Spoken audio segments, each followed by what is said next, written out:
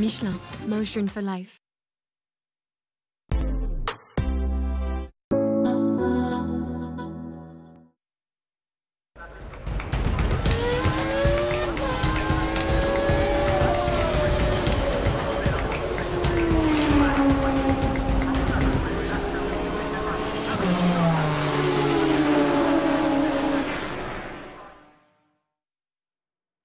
Salut à tous, salut à toutes, ravi de vous retrouver sur le plateau de Racing Stream, sur la chaîne Le Stream. Alors je préfère vous prévenir aujourd'hui, tous les titulaires sont là. L'équipe est au complet, tout le monde est revenu de blessures avec notre Didier Deschamps national, alias Jean-Louis Moncé, j'ai écorché ça. Ça y est. Ça va Jean-Louis? Très bien, et toi? Ouais, parfaitement. Le Kylian Mbappé de la moto, Rémi Tissier, comment ça va Rémi? C'est de la folie cocorico, il n'y a eu que des Marseillaises, c'était énorme en moto. Et figure-toi qu'on va commencer par la moto aujourd'hui. Tant mieux. Et enfin notre Olivier Giroud Attends, tu me sors le seul mec qui m'a remplacé sur Spider-Man. Il fallait juste pas dire Olivier Giroud, quoi. Un côté là, un côté pas là, Olivier. Donald Reignoux, comment ça va? Comment il va le Donald? Eh ben, ça va super bien. Bon, tu vas nous parler d'un pneu aujourd'hui magnifique. Tout à fait. Je ne sais toujours pas dire son nom à ce pneu, mais... Le Cross Climate 2. Le Cross Climate 2. Et puis nous recevrons également sur le plateau, messieurs, dames, Max Hildan. Ah oui. Figure emblématique du stream. Pour l'instant, il n'est pas là, mais à tout moment, il peut arriver. C'est triste quand même, hein. Pourquoi c'est triste? Bah, je sais pas, je me dis qu'il y a un coup fourré, ou peut-être, non? Mais non, tu penses qu'il a été victime d'un enlèvement dans les couloirs de... On va savoir, je sais pas. Et puis le chat également est là, hein. Réagissez, interagissez, posez des questions. J'ai un chat, j'ai un écran qui est plus grand que la pièce. Donc vraiment, vous pouvez y aller, hein. On va faire une émission très interactive et on va pas attendre beaucoup plus longtemps pour la démarrer, cette émission. Nous allons parler moto tout de suite.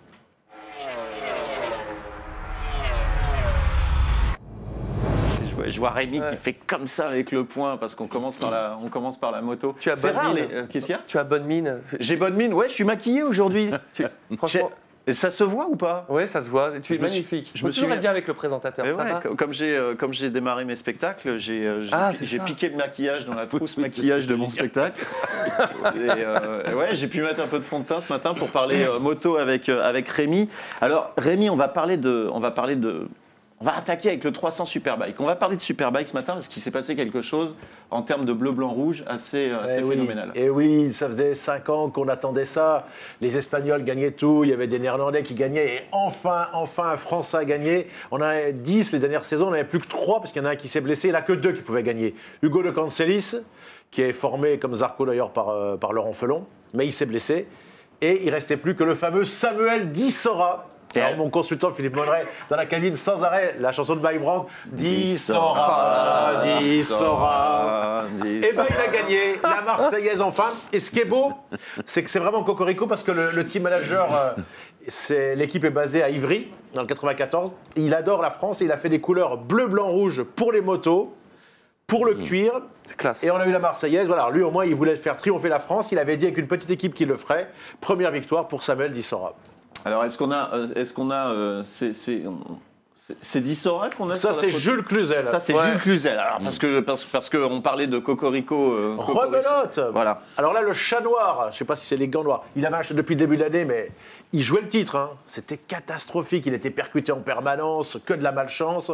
Percuté encore à Manicourt, percuté en début d'année. Hôpital, ils ont fait pratiquement avec le GMT. Ils ont mis des pilotes remplaçants, Valentin Lebis, percuté par un autre Français. Ils ont passé leur temps à visiter les hôpitaux de Manicourt, de Barcelone, de Jerez. Et là, le miracle à Portimao. Il gagne la première, juste après Dissora, donc Marseillaise encore. Et pour quelques millièmes de seconde, il finit deuxième de la course suivante. Donc on a retrouvé Cluzel. Et ce week-end, on est en Argentine, à San Juan, à Vilicum. Il n'y a eu que 2 courses dans l'histoire. Elles ont été toutes les 2 gagnées par Jules Cluzel. Incroyable. Jean-Louis. Ça démarre bien. Mais oui, ça démarre bien, évidemment. Et alors, on continue avec les Français, avec un certain Loris Baz. Oh, Bazooka. Un truc de fou. Le Bazooka. Il roule au championnat des États-Unis. Il a fait 4e au championnat, c'était pas folichon. Il ne va pas nous en vouloir de dire ça, il le reconnaît lui-même. Il vient, il y a un pilote qui se blesse, Chas Davis. Il le remplace le premier week-end, il n'est pas trop mal. Et là, à Portimao, 3e. Alors, il double, il sort un peu Alvaro Bautista à la première. À la dernière, il le sort carrément. Donc, pour l'instant, il est pénalisé, mais on verra. Il a fait appel. Et du coup, il a fait tellement fort qui vient de l'annoncer, c'est pas encore officiel, il n'a pas dit lui, mais il a une promotion de guidon. Alors pas chez Ducati, parce que chez Ducati, la troisième moto de l'équipe Go11, c'était une super moto, mais ils ont décidé qu'ils arrêtaient. Ils l'avaient fait pour Rinaldi, pour qu'il aille dans l'équipe officielle. Il y a été. Là, ils avaient promis à Chase Davis, que le patron qui lui donnerait, donc ils l'ont donné, mais ils arrêtent l'an prochain. Donc il n'y aura vraiment que 2 Ducati vraiment officiels, pas 3, et du coup, selon nos informations, il va rouler la saison prochaine, et ça c'est une bonne nouvelle, un mondial Superbike qui rattaque une saison avec BMW. C'est fou cette info. Ben oui. J'ai vu cette info, je crois. Moi, j'ai vu passer sur Twitter. Moi aussi, il parce que le tweet est parti. Il va squeezer 10 minutes avant, mais c'est beau parce que les Scott Redding, que Ducati, si une erreur ne veut pas garder, qui part avec BMW officiel, il y aura son coéquipier Van der Mark, et lui, il sera sur une 3e BMW, mais normalement usine aussi, donc on peut espérer des nouvelles marseillaises la saison prochaine. C'est ouf quand même, les BM ils sont montés en puissance avec, sur les bécanes du super sport comme ça. De Superbike. Oui, non, mais du super sport, vraiment, style les G6R, les R1 que je pouvais avoir à l'époque. C'est ouf. Avant, il n'y avait personne, il y avait les il y avait grosses... la BMW Boxer Cup qui ouvrait les Grands Prix, si tu te souviens. Mais c'était quand même pas le truc le plus extrême, quoi. Ouais, je me rappelle, ouais. Non, ils faisaient rouler Jörgvoul, mais c'est vrai. Ils frottaient tous les cylindres, ils avaient des coques en carbone et Kevlar, et à chaque fois, ils changent à chaque course tellement les cylindres, ils étaient posés. C'est un truc de fou. En tout cas, tu en parles avec des étoiles dans les yeux. Ça me rappelle ma jeunesse. Cette saison Superbike, elle se termine quand? Elle va se terminer dans 2 week-ends. Juste un mot là, pour BMW, ils prennent un sacré risque, parce que Ducati ne veut pas de Redding, parce que c'était l'un des 3 plus gros pilotes en poids et en taille du paddock MotoGP. Les 3 plus gros, c'était Petrucci, puis Redding et Loris Baz. Et là, donc l'année prochaine, à différence de Ducati qui prend des petits gabarits de 50-55 kg, Rinaldi, Bautista, eux, ils prennent déjà Redding qui est un gaillard, et là, ils prennent encore plus grand, ils prennent Loris Baz qui est gigantesque. Si tu nous donnes la puissance des moteurs, on va essayer de compenser tout de suite. Normalement, il est capable, Loris, il l'a montré déjà. Voilà. Alors, il a roulé en GP. Oui, il a roulé en GP. Il a fait des places très proches du podium. Voilà, donc presque aussi bien que Scott Redding qui a fait 2 fois 3e en GP. Alors la saison, elle se termine en Argentine. Elle se termine dans 2 week-ends, c'est ça? Voilà, il y a 2 week-ends. Alors, on va en Outre-mer, on va en Argentine. Tant mieux, c'est fait, ils sont dans l'avion là, donc ça va avoir lieu. Hein. Ils vont faire une bulle sanitaire. Hein. Ils ont bien réussi à Austin. À la limite, c'est passé aux États-Unis où les spectateurs n'avaient pas tant de masse sur les tribunes, ça va passer. Argentine, ça va être super. C'est la 3e guerre mondiale, hein, parce que là, je ne sais pas si vous vous souvenez de Valentino Rossi qui est vexé que c'était Gibernau au Qatar face à une réclamation parce qu'il avait balayé. Donc le coup suivant, il l'humilie en Malaisie, il ne gagnera plus jamais Gibernau, coup de balai. Il n'avait rien dit, Toprak, quand il y a eu la réclamation. Ce qu'il a fait à Manicourt, il passait dans le vert. Félicitations Toprak, super pilote. 4 heures après réclamation, il est déclassé. Il a attendu. Et à Portimao, il est le plus fort, Jonathan Ray. Toprak gagne. Et à la Valentino Rossi, il prend le balai, il balaye. 2e course, sous la pluie, Jonathan Ray craque encore. Il se précipite. Là, on n'a pas compris que Philippe Ray. Premier tour, il y a tout le temps. Il veut tellement gagner. Il se précipite, il retombe encore. 3e course, chute de Toprak. Mais là, c'est pas de sa faute. Il y a le garde-boue qui s'est détaché qui l'a fait tomber. On se dit, bon, voilà, on a déjà du piment, un peu comme en Formule 1 avec Verstappen. Jonathan Ray, il a été faire son burn sur la partie verte. Là où Toprak a été la veille avec le coup de balai. Donc là, c'est une provocation supplémentaire. Donc normalement, c'est la guerre des Malouines version turque ce week-end en Argentine. Et puis, il est fort, Jonathan Ray, mais il se met la pression. C'est une raison de plus, en tout cas, pour suivre... Ah oui. Moi, j'ai une question existentielle en tant que stunter. Est-ce qu'il a éclaté son pneu quand il a burné ou pas? Il n'y a aucun intérêt, alors. Il veut pas... Non, mais je suis désolé, Arnaud, il faut aller au bout des choses. On en est là. Oui, on en est là. Mais non, mais c'est cette espèce d'orgueil de mal sur du on éclate le pneu, on l'éclate pas. Oui, le public à ce moment-là fait le pneu. C'est une Alors on va attaquer le MotoGP.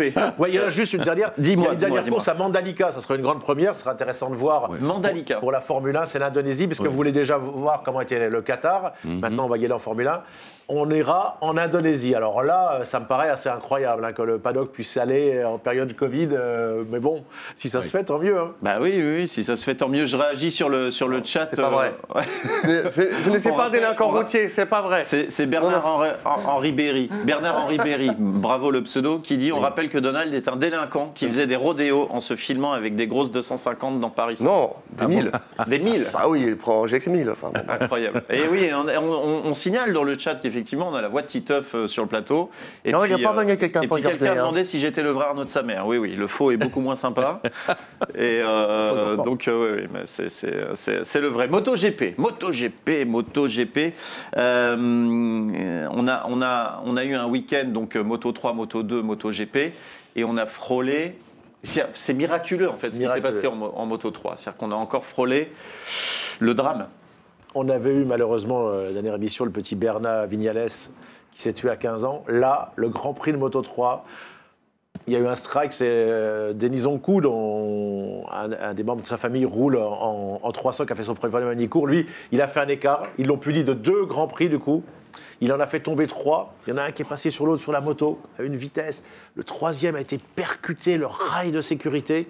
Ils sont indemnes. On aurait pu avoir 1 ou 2 morts, voire 3. Et il y a eu, autant on a eu de la malchance avec Bertha Vignales. Je ne sais pas si vous avez vu les images. Si, je l'ai vu. Non, les images sont effrayantes. Ouais. Que les gars se relèvent. Ça veut dire quand même par rapport à l'époque des années 50, 60, 70. Georges Bolloré roulait avec il nous expliquait avec des tenues de soie pour être plus léger. C'est-à-dire que s'il tombait.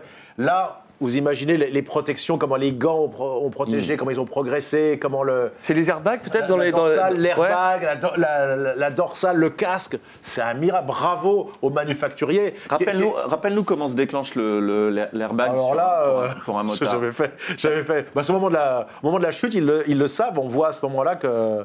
Il y a des capteurs, en fait. Il y a des capteurs et on voit que ça fait un bruit assourdissant. Hein. Quand on le fait, si on fait une démonstration ici, ça serait pas mal qu'on en fasse une avec toi. Tu vas voir ça. Oui, je me mets à cheval comme ça sur la table, je simule une chute. Et là, ils sont tous très contents. Alors, curieusement d'ailleurs, dans la catégorie où on a eu le mort, donc ta question, j'aime beaucoup votre question, Arnaud. Il n'est pas obligatoire le 300, c'est la seule catégorie parce qu'ils vont changer. Il n'est pas obligatoire. En 300 Superbike, 300 Superbike, Super Sport, il est conseillé, mais c'est la seule catégorie où il n'est pas obligatoire. Ah ouais c'est quand même c'est curieux. Pas normal, curieux. Enfin, il y aurait plein de mots, mais c'est terrible quand on voit que c'est finalement la seule protection pour les motards qui n'ont pas le permis. Moi, j'ai ma vertèbre, elle s'en rappelle encore, et les airbags, ça n'existait pas. Si j'avais eu ça, je ne me serais pas cassé le cou. Parce que c'est évident. En compétition dorsale maintenant. Oui, mais ça ne suffisait pas. J'avais beau avoir mon gilet qui était de Denez avec toutes les protections du monde. Quand ça casse le cou, si j'avais l'airbag, j'aurais rien eu. Formidable, ça.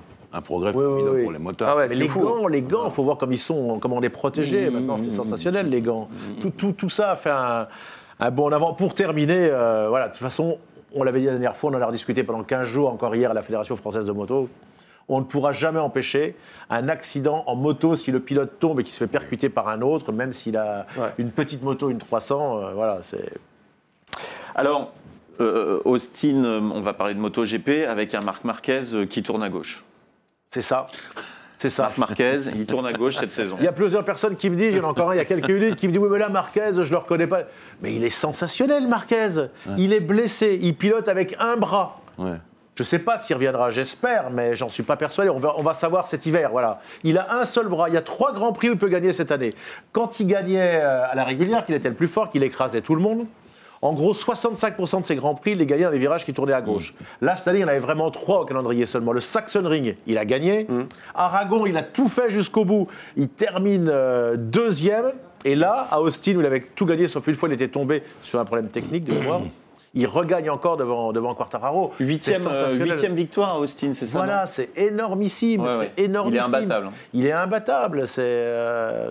Même avec un bras. Je vous le redis. Il pilote avec un bras parce qu'on voit bien il serre les dents, il a mal. Pardon, qu'est-ce qu'il doit faire il doit encore subir les opérations? Des opérations, non, il y en a eu tellement. Non, il va falloir beaucoup de repos. Pas du repos, il va falloir maintenant remuscler tout ça et espérer que ça remarche. Hein, La blessure est grave quand même pour que ça prenne autant de temps. Ouais, c'est sûr, parce qu'ils roulent comme ils peuvent, même cassés, ils roulent. Alors si là, il est à ce point-là, ça doit être bien énervé. Parce qu'il était revenu trop vite, on le rappelle. Hein. Quand Quartararo le pousse à la faute, qu'il va absolument revenir, parce qu'il ne veut pas que Quartararo gagne. Il sait que Quartararo, c'est le futur. Donc ce jour-là, ça va être le premier Grand Prix de Quartararo. Il fait une remontée fantastique, il accepte de pas de faire deuxième, il tombe, il se fait mal, et il y a le Grand Prix la semaine d'après. Il veut rerouler dans l'état où il était. Il avait fait des trucs fantastiques. Rossi l'avait fait de Punier, les gars se font tibia péroné quelques jours après. Voilà, c'est Lorenzo à Assen qui se fait la clavicule, qui repart, et en 36 heures, le vendredi soir, il repart à Barcelone, il revient. Le dimanche matin, il est en larmes, il ne fait pas le warm-up, et il termine 5e du Grand Prix. Ça n'existait pas à l'époque. Le gars, on l'opère de la clavicule et il fait 5e du Grand Prix avec les meilleurs pilotes au monde. Mais ce sont des êtres à part. Alors tu parlais de messieurs dames, Max Hildan. Max Hildan arrive sur le plateau. Max Hildan, on se lève. Il est vachement grand. On parlait de Didier Deschamps, d'Olivier Giroud. C'est beau. C'est le Zinedine Zidane. Je me suis mis aux couleurs de Donald. Là, tu fais plaisir. Il sait se faire pardonner instantanément. J'avais pas de t-shirt Ford ni Michelin, donc. T'as mis Spidey. J'ai fait Alors moi, j'aime Michelin. Hein. Magnifique. Mais oui, tu aimes Michelin, évidemment. Alors, on était en train de parler de moto. Oui, voilà, je reviens de chez Yamaha. Voilà, donc comme ça, on est à peu près sur le même sujet. Qu'est-ce que tu faisais chez Yamaha? Je prépare un sujet sur quelle moto faut-il prendre quand on vient d'avoir le permis. Donc, est-ce qu'il vaut mieux prendre une 300 ou une 700 bridée? Si oui, bicylindre, 4 cylindres, voilà. Du coup, je vais en tester plusieurs et puis je vais donner un petit verdict. Et on verra ça quand? On verra ça mardi prochain dans Let's Go à 14h30. Et la question importante, c'est laquelle prend 2,99 sur l'autoroute? Aucune. Mais en A2, vaut mieux pas. Mais t'es un délinquant, en fait. Comme ils disent dans le chat, t'es un délinquant. On a quand même le droit de rouler un petit peu, quand même, parce qu'on ne se fait pas prendre. Ah ouais, oh là là, Et le dérapage en direct. Voilà, on nous dit dans le chat, le GOAT est arrivé, voilà.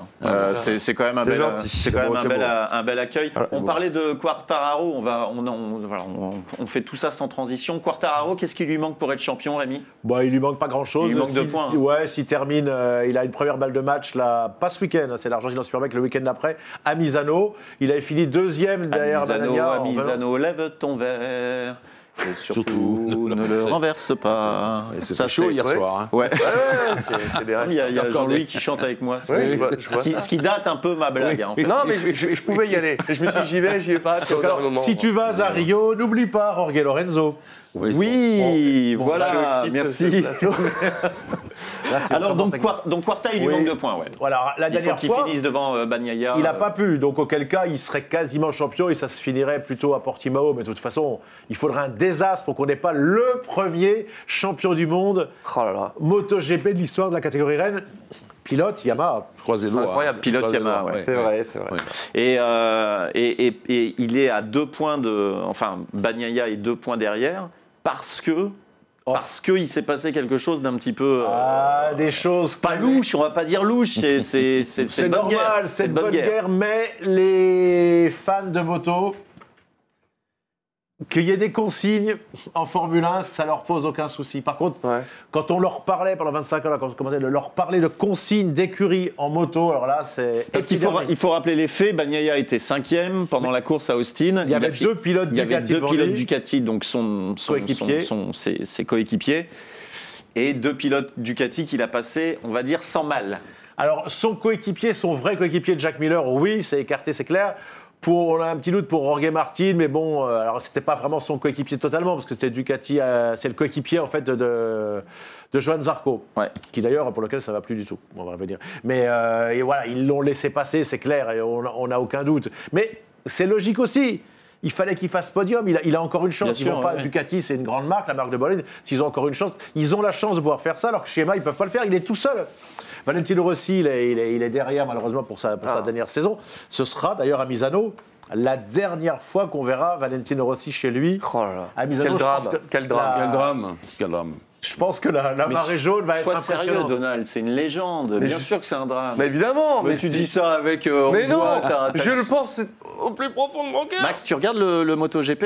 Très peu. J'ai prévenu un peu du coup Donald quand il m'a invité. Vas-y. Non, parce qu'il y a Jean-Louis. Quartararo décontracté. Ah, mais ça, c'est quand ça, C'est son Jean-Louis? compte Twitter. Il y a 2 jours. Il y a 2 Sur jours. son compte Twitter. Ah oui, donc le titre, France oui, dimanche il est- par il est- Jean-Louis Moncey. très décontracté. C'est les potins. Mais Jean-Louis, il est Non, sur mais Twitter. Ah ouais, mais je vois bien. décontracté. Faut savoir Oh, se détendre en aussi. wakeboard. Jean-Louis, il est sur TikTok aussi. Quoi je- C'est énorme, il fait des danses. Non. Donc Max, Mais tu nous disais sur que Twitch, quand même. tu Ouais, regardes Twitch, le oui. MotoGP, Max? Non, mais donc. Très peu, j'avoue. Alors, c'est pas que ça m'intéresse pas, c'est que je stream à peu près tous les jours. Eh oui, Et donc, eh oui. c'est un peu plus difficile pour moi.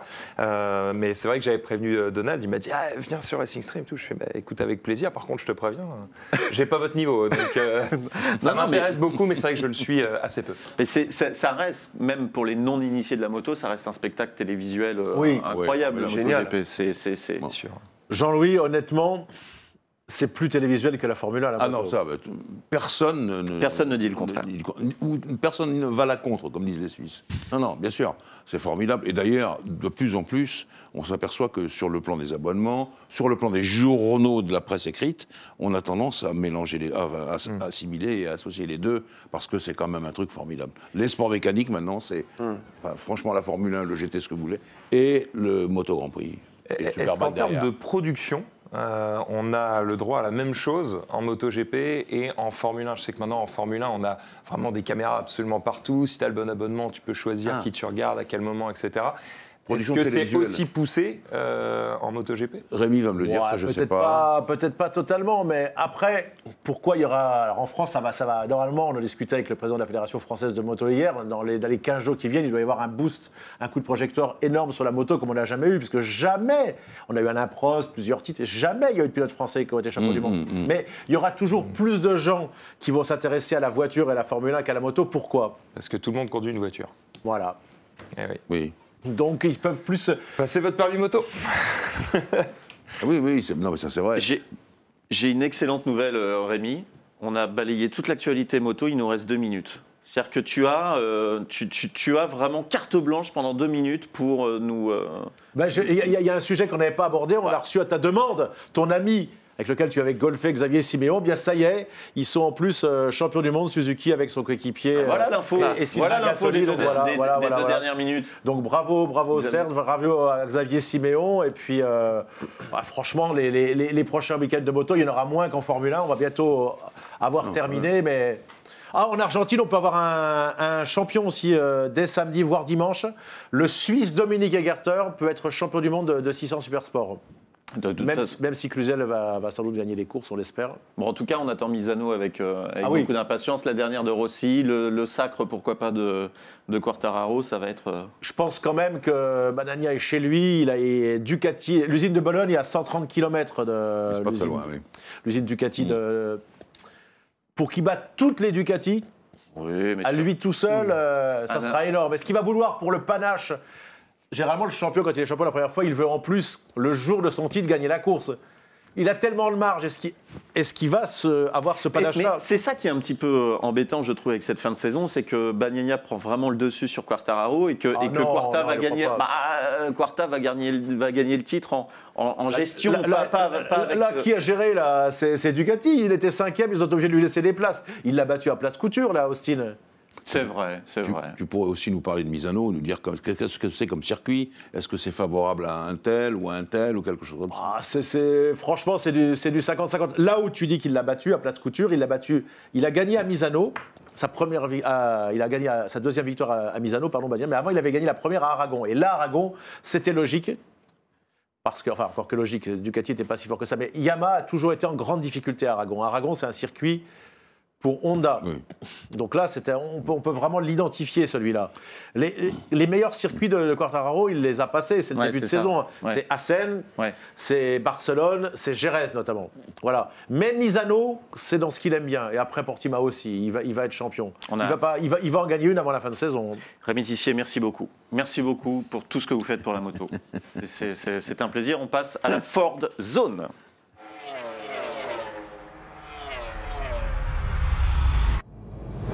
Malheureusement, je dois me tourner vers Donald Renew. C'est bien le malheureusement. Tiens, qu'est-ce que c'est que ça? Ah, j'étais sûr qu'il allait Et me voilà. saouler avec mes fiches. Alors, tu... Ah, c'est pas vrai ça. Donald, tu vas nous parler d'une démonstration du futur. Tout à fait. Opérée par Ford. Raconte-nous ça. Tout à Ça fait. s'est passé dans les rues de Marseille. Ben, à la foire de Marseille, juste à côté de leur, comme nous, le parc des expositions de la Porte de Versailles, c'était fin septembre jusqu'au tout début octobre. C'était présenté par Monsieur Greux, ou Monsieur Greux, je ne sais pas comment on dit, mais en tout cas un youtubeur bien connu, tech, et qui aime bien ça. Il a visité un petit peu le stand de Ford. C'était un événement qui était là pour présenter évidemment Mach-E, mais surtout pour faire de la pédagogie, pour éduquer les gens qui, un peu comme tout le monde, on a tous un petit peu le flip de passer à l'électrique. Donc c'était surtout là. Il y avait Louis-Carl Vignon, qui était le boss de Ford France, qui était présent. C'était vraiment pour montrer aux gens, on le voit, il y avait différentes prises pour montrer un petit peu comment on se branche à la maison, comment on peut se brancher sur les bornes extérieures, pour que vraiment on fasse sauter les verrous de l'électrification qui fait peur au quotidien. Donc c'était une opération très réussie. Il faut savoir que Ford a mis 30 milliards de dollars quand même pour électrifier la gamme au total dans le monde, donc c'est quand même pas rien.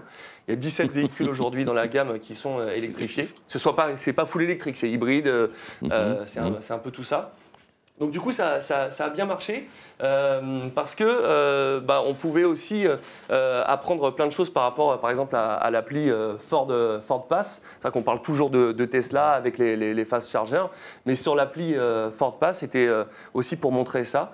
On peut retrouver son niveau de batterie de sa voiture, où trouver les bornes qui correspondent à sa voiture. Ça peut aussi préchauffer le véhicule avant. Donc, tous ces trucs-là, c'est pour montrer que Ford est prêt pour l'électrique, que ça fonctionne et qu'on peut y aller sereinement et être accompagné. C'est essentiel ce genre d'événement parce qu'il faut ancrer dans l'esprit des gens que la voiture électrique ne fonctionne pas comme une voiture thermique. Alors j'enfonce évidemment une porte ouverte, mais c'est vrai que si on cherche à acheter une voiture électrique et si on cherche à l'utiliser comme on utilisait sa voiture thermique, on va être très malheureux. Ouais. Et on va être. C'est des habitudes à changer. Voilà, c'est une transition. Tu roules en électrique, Max ? Ouais, justement dans la marque que tu viens de citer, qui a effectivement l'avantage d'avoir un réseau de superchargeurs qui est assez étendu. Mais maintenant, c'est vrai qu'avec les chargeurs Ionity qui se développent de plus en plus, à peu près pour n'importe quel véhicule électrique, ça va commencer à être beaucoup plus facile de se déplacer, notamment sur des longues distances, parce que pour le moment, l'électrique, on le voit comme le petit véhicule qui permet de se déplacer en ville, qui est assez pratique. Sauf que très rapidement, on va avoir besoin de véhicules électriques qui permettent de traverser la France sans faire 5 arrêts. C'est ça. Et pour ça, il faut changer quelques habitudes et l'inscrire dans l'esprit des gens. Et surtout les rassurer. Et c'est vrai que là-dessus, maintenant, on le sait tous, Tesla, ils ont beaucoup communiqué là-dessus pour planifier ces trajets. Là, on peut le faire aussi avec l'appli Ford Pass. Et donc, du coup, tu sais que tu fais ton Paris-Nice, tu sais que tu t'arrêtes à Auxerre, tu sais que tu t'arrêtes après à Lyon, où tu veux. À Auxerre ou après à Mâcon, ce que tu veux, Rémi. Si c'est pas sur ta route, tu vas pas à Auxerre, tu fais pas un détour. Donc voilà. Mais c'est vrai que c'était vachement bien de pouvoir éduquer. Je pense qu'il y en aura d'autres opérations comme ça. Très belle initiative de Ford. Exactement. Et du coup, c'était pas mal. C'est vrai que moi, si tu veux le convaincre en électrique, ils te font conduire la Mustang électrique là, et puis déjà, ça peut donner envie à pas mal de monde. Ah, je l'ai eu il y a quelques temps. Ça avionne bien. Bien. Mais c'est vrai qu'on n'y pense pas assez, mais tu vois, pour ceux qui ne sont pas passionnés de sport mécanique comme nous, moi, ma femme, il y a une semaine, j'ai dû l'expliquer ce qui était un hybride normal qui rechargeait avec l'énergie cinétique et l'hybride rechargeable. Pour elle, c'était tout pareil. Mais j'ai dû exactement. Moi, pareil, j'ai dû lui expliquer à ta femme aussi. C'était terrible. Est-ce que tu as Attends, je vais passer un petit SMS, bouge pas. Bon, pour détendre l'atmosphère, juste hier à la Fédé, il y a un truc auquel je n'avais pas pensé. On parle très détendu l'atmosphère. De la moto électrique, je pense à la moto de vitesse. Là, ils ont fait une démonstration de moto électrique en motocross. Alors là, les spectateurs, là, ils étaient outrés. Bluffés ? Non, parce que en moto. Alors là, c'est pire. Là, eux, ce qu'ils veulent, une moto de motocross sans bruit. Alors là, en motoball peut-être, en moto de vitesse pourquoi pas, mais alors en motocross, pour l'instant, ça passe pas du tout. Il faut que ça fasse le. Oui, ils veulent du. Ça me fait bien. Par contre, en vrai, pardon, vas-y. C'est l'un des arguments qui a fait du mal à la formule électrique. Oui. Je trouve, le bruit. Ça a été. Ça a été. Quand même. C'est un argument. Quand même. On s'habitue vite au calme. Mais après, on s'habitue. Mais oui. Par contre, et pourquoi ne pas avoir fait un Grand Prix à Paris de Formule 1 pendant le confinement ? Non, ça c'est. Ça aurait été compliqué. C'était interdit, déjà pour commencer. Et deuxièmement, je ne sais pas si justement, Paris en donnant veut encore en faire un autorisation. ou pas. Ça, c'est. On redit un petit mot sur cette vidéo incroyable avec ces pilotes incroyables, Fun to Drive, organisé par Ford. C'est ça. C'est une vidéo qui est disponible sur YouTube où 3 pilotes émérites, Inès Tétinger, Romain Laméry et un certain Arnaud de Samer, D'accord, tout à fait. ont pu piloter cette Ford Mustang Mach-1 qui est 460 chevaux de pur bonheur. 529 Nm, le 0 à 100 en 4 secondes 8. Ça marchait très fort. Vous avez pu faire la compétition. Alors, vous avez eu de la chance, c'est que je ne participais pas à cette compétition. Sinon, ça aurait été un petit peu plus difficile. Ouais. D'ailleurs, j'ai ramené pour toi ma coupe de Fun Cup que tu n'as pas eu aux 24 heures du Mans. C'est juste pour te remettre un petit peu les idées d'aplomb, mon cher Arnaud. C'est quoi? C'est quelle coupe ça? C'est le truc du tirage au sort là? Non, excusez-moi, on était 3e en corporate. C'est de 2012. Hein, excuse-nous d'être 3e en venu. corporate. C'est en 2012. Ça serait bien. Non, Non. mais c'est bien. Bah, tu, 2021. tu te contentes de peu, c'est bien. Voilà, on est d'accord. Vous voyez Quel a été le pilote le plus rapide sur cette vidéo disponible sur YouTube?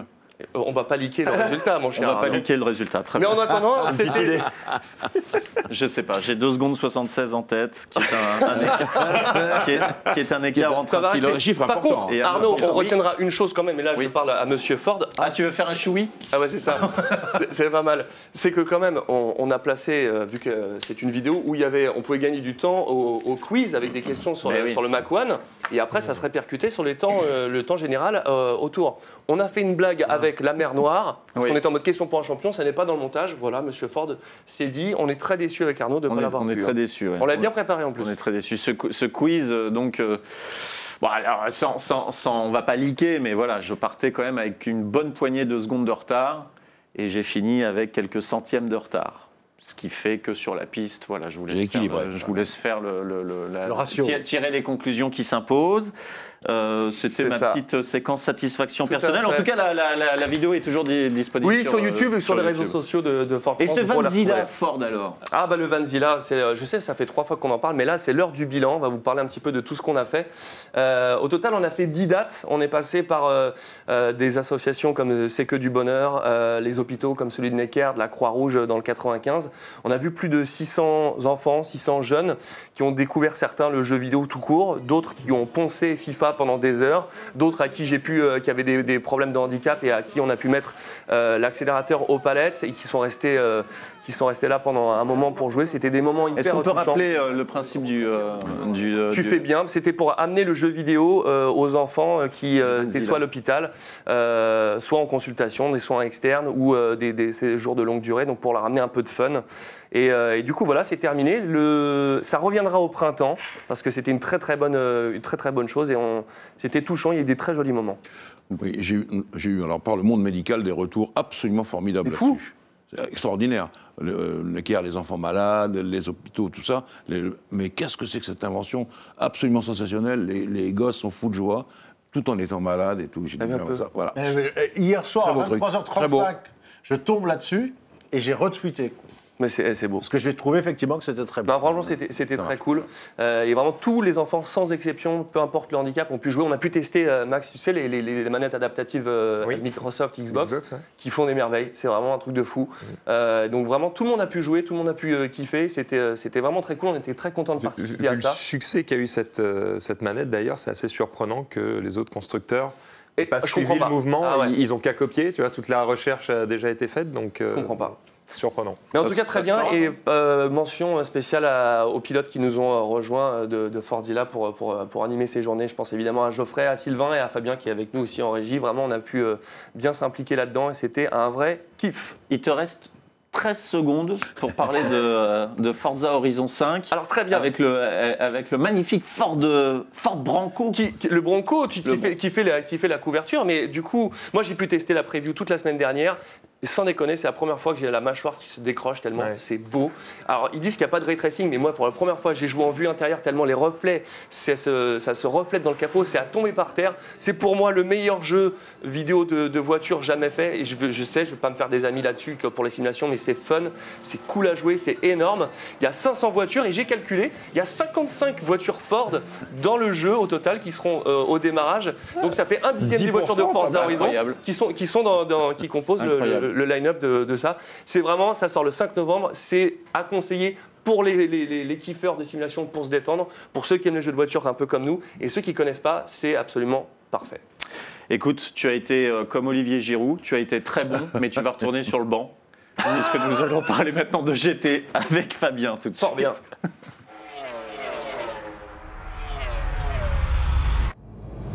Je reste autant que je veux.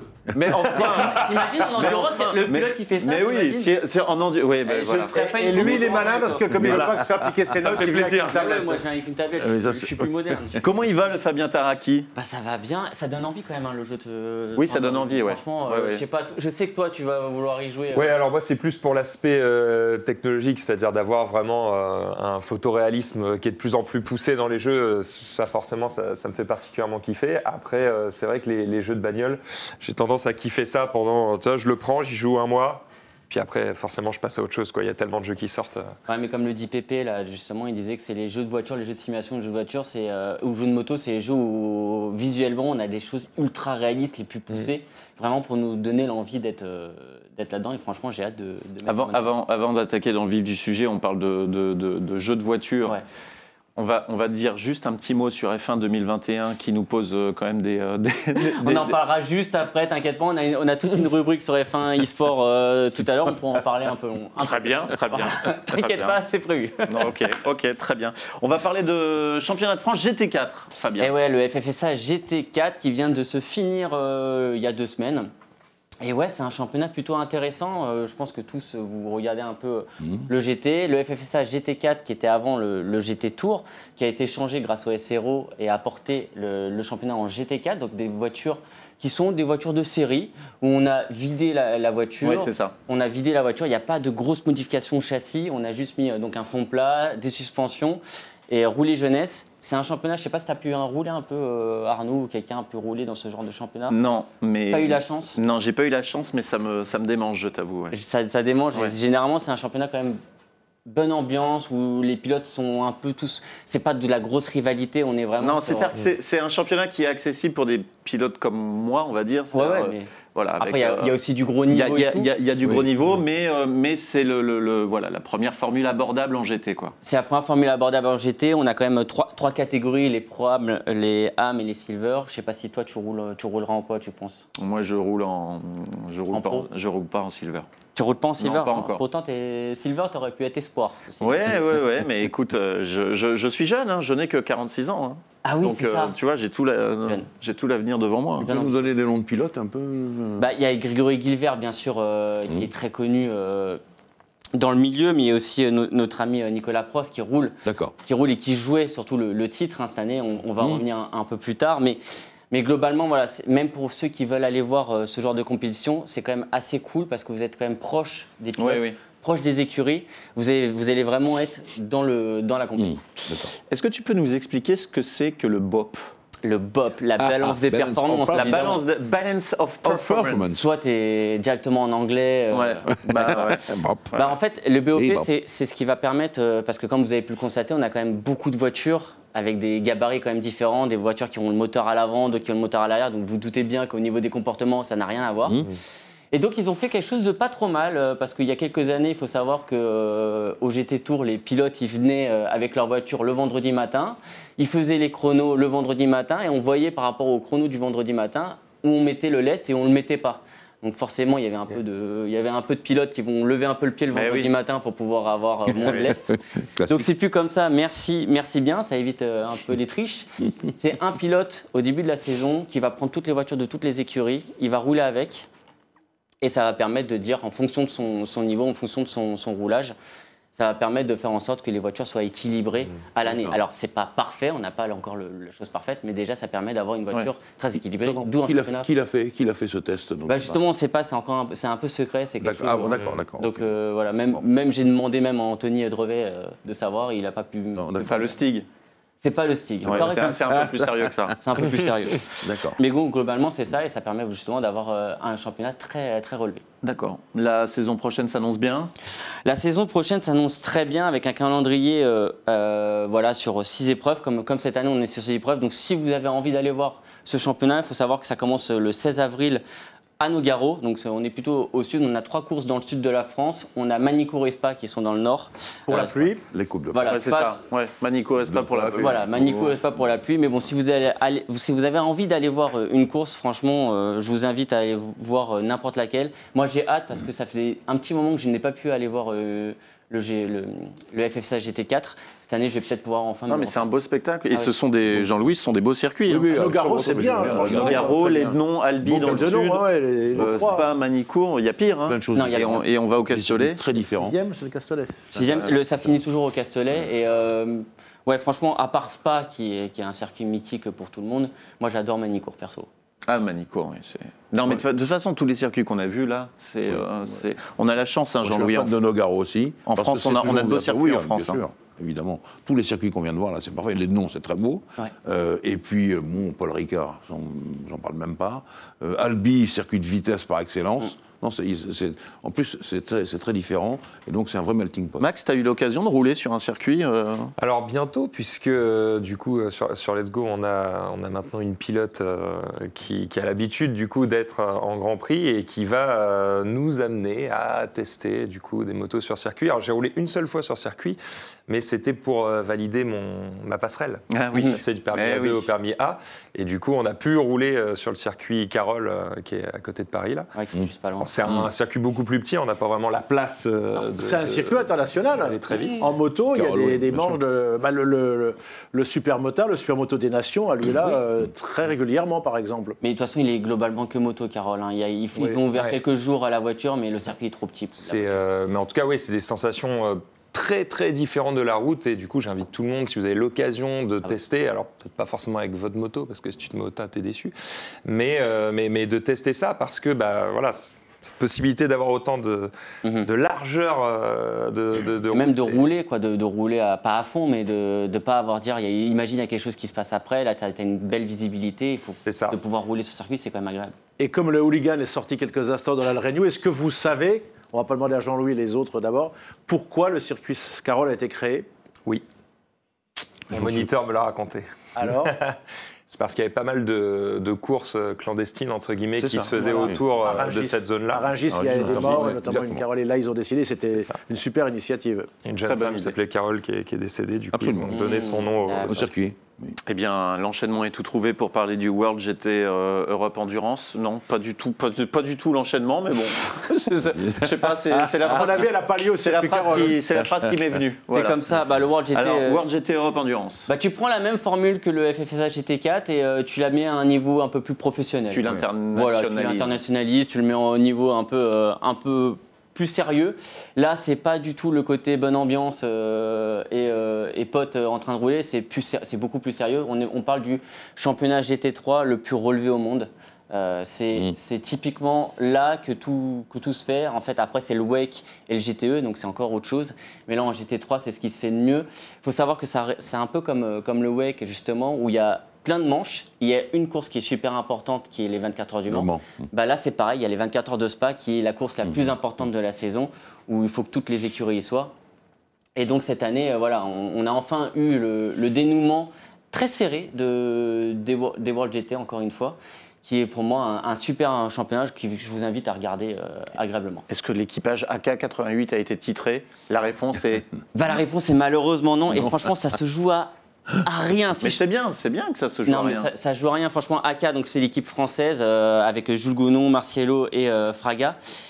Ils gagnent la dernière course, donc ils font leur taf. Et en fait, tu as Aaron Lynx qui sont 7e au classement général. C'est ce qu'il fallait qu'ils fassent pour pouvoir être champion. Mais pour vous dire à quel point ça s'est joué à rien, ils sont 7e à 15 secondes de retard. Emily Frey qui sont 8e derrière eux, ils sont à 15 secondes 6 de retard. 9e, tu as Saint-Éloque qui sont à 16 secondes. Donc en gros, ça s'est joué à rien pour qu'ils perdent le titre. Et comme ils ont joué en mode, ils ont roulé en mode, on joue le titre, on va pas prendre de risques. Quand même derrière ça poussait et donc ça aurait pu complètement changer. Alors moi j'ai une anecdote avec Jules Gounon. J'étais au Grand Prix de France F1 au Castellet et j'ai eu la chance d'être emmené dans un des virages du circuit avec d'autres invités. Donc tu pars dans un van et puis le pilote du van qui est vraiment c'est le conducteur du Ouais. van qui emmène les clients voilà. Et le gars, il explique, tu vois, il explique les freinages, il explique les pneus, il C'est explique. quoi, c'était Jean-Marc Goulon? Et non, mais je me dis, mais le. Ouais, il Le connaît gars, un peu, quoi. ouais, le gars, il est chaud. Hein. Le pilote du van là qui emmène les clients, il est chaud. C'était Jules Gounon. Ouais, bon, Voilà, bah. donc Et oui. il a amené un peu le van ou pas ou... Non, il a pas. Non, non, Parce que moi aussi, Jules, il m'a fait. On a la chance avec la TX3 qu'il fasse partie de la TX3 et c'est notre pilote. Et une fois, j'ai été au Nürburgring, il m'a fait monter dans la Huracan. Et franchement, tu comprends pourquoi les mecs, en fait, tu vois rien. Hein. C'est un autre monde. Hein. Non, non, Être mais dans une voiture de course, c'est un autre monde. le championnat GT4 était serré également. Le championnat GT4 était serré. Justement, on parlait de Grégory Guilbert tout à l'heure, qui n'a pas réussi à gagner le FFSA GT4. Il a gagné en GT4 en européen dans le World GT. Donc ça, c'est plutôt cool. On a encore Saint-Éloque qui s'impose et Grégory Guilbert avec Fabien Michel qui s'impose en GT4. On parlait de sécurité en moto avec l'accident en moto 3. Il y a eu un crash également pendant les essais en Ouais, GT4. il y a eu un crash en GT4 pendant les essais. On voit l'image. On voit surtout l'image à l'arrêt. On n'a pas de vidéo, mais il faut savoir que la voiture, à la première chicane de Barcelone, elle a tracé tout droit. Il a pris les pneus, il a décollé. Hein. La voiture, elle est montée, elle est retombée sur le flanc. Andrea Benezet va très bien, il est ressorti, mais voilà, quand on voit l'accident, on se dit qu'on a eu de C'était Andrea Benezet au. Ouais. Les freins On ne sait pas trop, ils n'ont pas trop communiqué sur Ah. pourquoi. Et tout ce qu'on sait, c'est que le pilote va bien, que la voiture est partie très haut. Et ça fait plaisir de voir qu'on a fait des belles. Si je dis pas de des bêtises, beaux- Andrea, on le voit au Trophée Andros, il pilote au Trophée Andros également. Ouais. Et toi, tu vas participer au Trophée Andros, j'espère, cette année. En tout cas, je suis disponible. S'il y a des, voilà, hein. On va S'il y a des gens d'Enedis qui nous, voilà, s'il y a des gens d'Enedis qui nous écoutent, je suis là hein, pour piloter la voiture. Belle Des prouesse petits- sur la sécurité. Hein. Ouais, voilà, c'est Ouais, ça non, qu'on la veut mettre en sécurité- avant. Chaque accident, on la se dit sécurité que des c'est voitures. dingue. Ouais. Là, la voiture, elle a quand même bien décollé. Quand on voit la fin, elle avait les 4 ronds. Enfin, elle était à 2-3 mètres. L'avant était à 2-3 mètres du sol. Ouais, on sort de loin. Bon, Je peux juste écoute, poser une oui, dernière mais question. Jean-Louis, tu Quel- peux tout ce que tu veux. Il te quel- suffit de lever le doigt. Hein, tu Quelle est sais. la marque qui domine? Il faut que tu me dises une marque. Bah, c'est compliqué. Il y en a plusieurs. En GT, bah, Même cette si année- tu mens, tu peux dire Ford. Hein, Non, même bah, si- Ferrari s'en sort très très bien. Ford ne d'accord. sont pas en GT malheureusement. Mais oui, mais tu peux quand même dire Ford. Mais Ford s'en Ils sort sont très, pas très bien parce en qu'ils sont GT. trop forts et que Personne sinon, il y a n'ira une vérifier. Non, parce que je vois beaucoup de Mercedes et beaucoup d'Audi. C'est pour ça que Oui, bah, justement, sur les photos, mais j'ai vu ça. C'est ce qu'on dit en fait. Il y a beaucoup d'écuries comme Mercedes et Audi qui mettent à jour régulièrement leur véhicule, leur gamme, parce que ça reste un constructeur. Oui. Ils sont là pour vendre des voitures. C'est une publicité pour eux, c'est du marketing. Bien sûr. Et il faut voir aussi le prix des pièces. Par exemple, McLaren, les voitures marchent très bien, mais par contre, en prix de pièces, quand on a un pare-choc qui est éclaté, l'écurie, elle dit bon, bah, on a placé un pare-choc, on a deux courses dans le Vlarec parce que le pare-choc nous coûte 2 courses, quoi. Donc il y a ça aussi qu'il faut prendre en compte. Donc voilà, c'est pas forcément que les voitures qui sont performantes, mais il y a aussi les pièces, le suivi, par exemple Ginetta en GT4 qui ont une petite écurie, marchaient très bien l'année dernière, ils ne sont pas là cette année. Je pense qu'avec le Covid, beaucoup d'écuries n'ont pas voulu tenter le diable à se dire, imagine on n'a pas de pièces en cours de saison, ça va être compliqué. Je ne sois pas surpris par McLaren. J'ai suivi un jour en essai Sébastien Loeb qui avait une McLaren. Ouais. Et il m'a dit exactement la même chose, et ça je te parle d'il y a au moins 10-12 ans. Mais oui, mais Ouais. Loeb C'était déjà Racing était avec une MP4 12C à l'époque. Ouais, oui, c'était exactement. déjà dramatique. Ah oui. Messieurs, est-ce que vous connaissez la différence entre Olivier Giroud et Donald Renew? Bah, on va voir Donald dans quelques instants. Ouais, il y en a un qui va revenir et pas l'autre. Bon, c'est l'esprit Bibendum. Merci beaucoup en Bah, tout de cas, rien. Fabien. Merci à Merci toi. à tous. Merci, ouais. On a appris des L'esprit Bibendum tout de suite. Il va probablement pas revenir.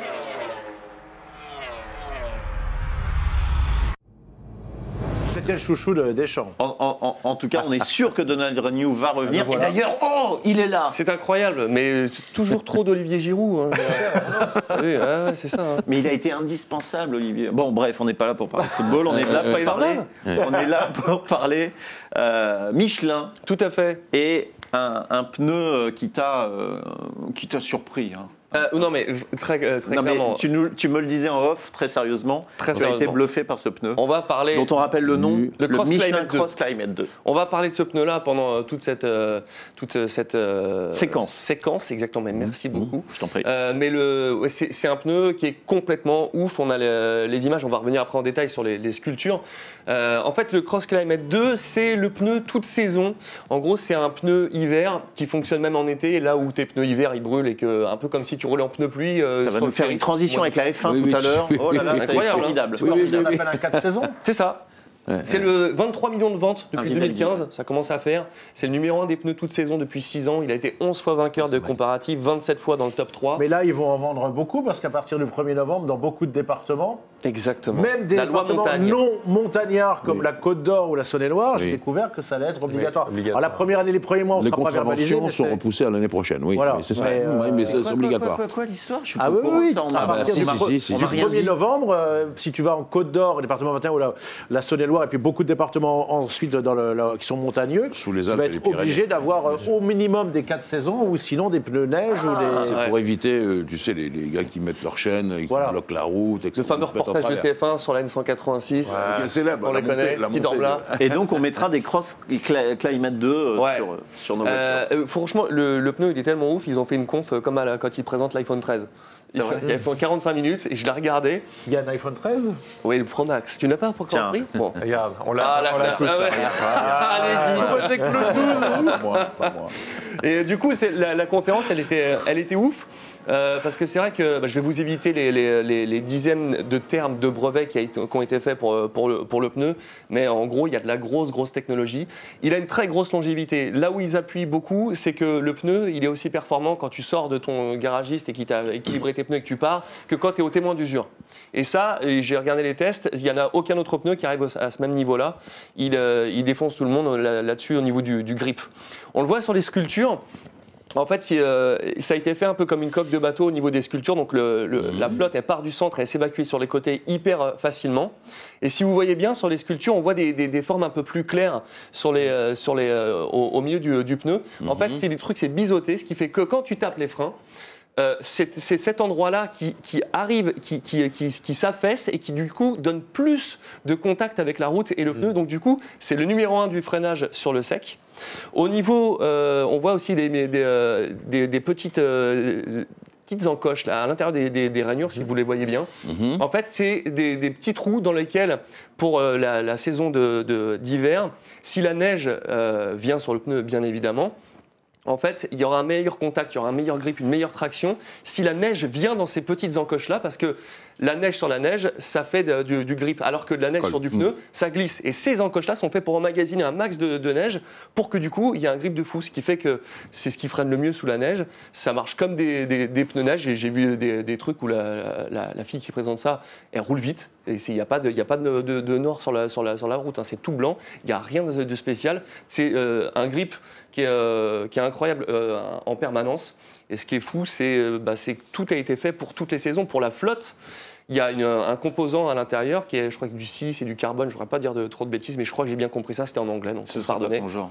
Non, c'est vrai. Et le pneu, en fait, de lui-même, je repense à cette coupe, c'est magnifique. Le pneu de lui-même s'adapte à la température de la route. C'est-à-dire que s'il fait froid, le pneu va devenir plus soft. S'il fait chaud, il va se durcir, mais ça, il va s'adapter tout seul à la situation. C'est vraiment, le pneu, il est miraculeux. incroyable. C'est miraculeux. Mais alors, Non, pas du tout. Ah, c'est pas miraculeux. moi qui suis plutôt de rouge, j'ai tout à fait compris l'intérêt pour la neige, pour le froid, pour la pluie. Mais vraiment, il y a un intérêt à avoir ce pneu 4 saisons. C'est mieux d'avoir, quand il fait très beau, c'est mieux d'avoir le pneu normal quand même. Mais s'il fonctionne partout, S'il fonctionne partout. pourquoi tu t'emmerdes? En fait, ça, c'est clair, mais les gens vont pas changer leurs on pneus tous les n'aura 4 pas à matins. changer. quoi, donc, Moi, j'ai des pneus pluie sur mon scoot, là, en ce moment, je sais que très bien, dans 3 mois, ils sont morts. Et là, Tu as des pneus pluie sur un scooter? bah ouais, il faut du grip, les pas la gars. Bah si, c'est Ah oui, c'est vrai, on a oublié à quelle vitesse tu roules. excusez-moi. Mais quel voyou. Non, mais il faut du grip, les gars. T'as mis le pluie là, Je te jure, je te montrerai après, j'ai Mais vraiment t'es des sérieux, pneus t'as pluie. vraiment mis des pneus? Tu Ouais. m'étonnes qu'après les mecs ils bugnent ton scooter sur le Ah, ça parking. va, arrêtez tout de suite les dossiers, Alors les pourquoi gars. c'est pas miraculeux, Jean-Louis? Non, c'est pas miraculeux parce que c'est la tradition chez Michelin d'étudier des pneus de ce style. D'ailleurs, je rappelle qu'en formule électrique, ils ont été les premiers fournisseurs, les premiers manufacturiers. Le pneu marchait aussi bien sur le sec que sous la pluie, même s'il intervenait au milieu de la course, on ne s'arrêtait pas pour changer de gomme, c'est la première chose. La deuxième chose, on a souvent dit ici, mon cher Arnaud, que chez Michelin, la force était à la fois la carcasse du pneu et la chimie. Ouais. Et la chimie. Ça se C'est voit là là. où ils ont toujours été extrêmement forts. Et d'ailleurs, s'ils ont eu des vols de pneumatiques ou des morceaux de gomme sur les Grands Prix de F1, Et de motos ramassées en douce, C'est pour étudier. c'est pour étudier tout ça. ouais. Et donc, c'est pas des sorciers, c'est simplement des ingénieurs, des analystes, et puis des pilotes, qui nous sortent des gommes comme ça. Mais pour moi, c'est pas miraculeux, c'est même formidable. C'est un truc, voilà, mais ça ne m'étonne pas de Michelin du tout. On sous-estime beaucoup l'utilité des pneus quand on ne s'intéresse pas forcément à la course. On se dit, bon, le pneu, on s'en fout, c'est juste le truc autour de la route. Sauf qu'en vrai, c'est le seul contact avec la route. Généralement, dans la vie, on ne s'intéresse pas Je suis trop au obligé boudin. de te citer Pescarolo. Henri Pescarolo, c'est par là que ça passe. Voilà. Rémi, t'as pas honte? Non. Quoi? Mais elle est passée un petit peu. Ouais, mais on l'a tous entendu. Et oui, mais c'est pas plus mal qu'elle soit, passée un peu, qu'elle soit passée un peu comme ça. Et du coup, j'ai failli la relever, et puis finalement. Mais non, C'est en comme fait, ça qu'on non. dit en moto. Hein. C'est vrai. C'est vrai. Non, mais c'est vrai, oui. Non, Ouais. non, mais c'est important de s'intéresser au boudin. Et donc voilà, pour terminer, les pneus sont disponibles du 15 au 20 pouces. Il y a 107 dimensions possibles aujourd'hui. Franchement, bon là, effectivement, c'est une chronique, c'est pour Michelin, mais sans déconner, c'est ce qui se fait de mieux. Et pour le tout terrain, toute saison, c'est un truc de ouf. Vraiment, Alors, j'ai kiffé préparer ce truc-là parce que j'ai fait, mais c'est pas possible la techno qu'il y a là-dedans. Donc, il y a une question qui n'apparaît pas dans le chat, je la lis. Est-ce que ce pneu est certifié loi montagne? Exactement. Il est certifié loi Merci montagne. le chat de ne pas avoir posé la question. Non, il est, c'est ça, voilà, c'est bien. Il est validé pour tout ça, donc c'est bien. Si vous allez au sport d'hiver. Ça va être technique d'ailleurs cette loi, parce que j'ai lu qu'il y avait pas mal de gens qui vivent dans des départements considérés comme étant montagneux et ils ne le savent pas eux-mêmes parce que pour eux la montagne elle est à plus d'une heure. Moi, quand j'ai vu la Saône-et-Loire, les On gars. parle beaucoup de la Saône-et-Loire. Qu'est-ce qui se passe? Parce que déjà, j'ai vu qu'il y avait 3 circuits de kart hier qui vont être homologués pour faire de la mini-moto. Mais en Saône-et-Loire, il n'y a pas de montagne. Ouais, oui. Non, Eh mais oui, on n'est pas loin de la montagne. Il nous manque quelque chose quand même, Donald. Tu ne nous as pas parlé d'argent ni de prix. Si, alors, c'est vrai. Alors, les Mais tarifs. je crois que Michelin offre les pneus. Oui, clairement. Avec le code promo, Ils sa sont, mère. ils sont gratuits. Le code promo Ça. Stamer. Sa mère, ouais, nouveau Ouais, compte Michelin Twitter. vous Abonnez-vous. offre le Climate 2. Ouais, les tarifs, ça va de 70 à 200 euros pour les plus grandes tailles. Mais vraiment, c'est la majorité des voitures qui roulent en 15, en 16, en 17. J'ai regardé pour un 17, tu as vu, j'ai préparé 130 euros pour du 17, du mixte, Oui, donc c'est pas... pour une taille normale, et 70 pneu, euros hein, pour c'est pas le jeu. Oui, C'est par un pneu, prix et 70 euros pour les plus petites tailles en Bon, il 15. faut bien un petit tarif quand t'en prends 4 ou... Oui. Mais oui, avec le code, sa mère. Voilà. Faut le savoir. Est-ce que tu Non, c'est offres pas tes 30 excessif. dernières secondes à Jean-Louis Moncé pour la Formule 1? Ah bah, évidemment, Ouais, est-ce que tu as encore pour la quelque légende, chose bien à sûr, rajouter j'offre tout. Bah, allez, Si c'est tu peux parti. prendre mes fiches, je te les donne, ça y est. Merci, merci Donald. En tout cas, c'était passionnant. Nous allons parler Formule 1.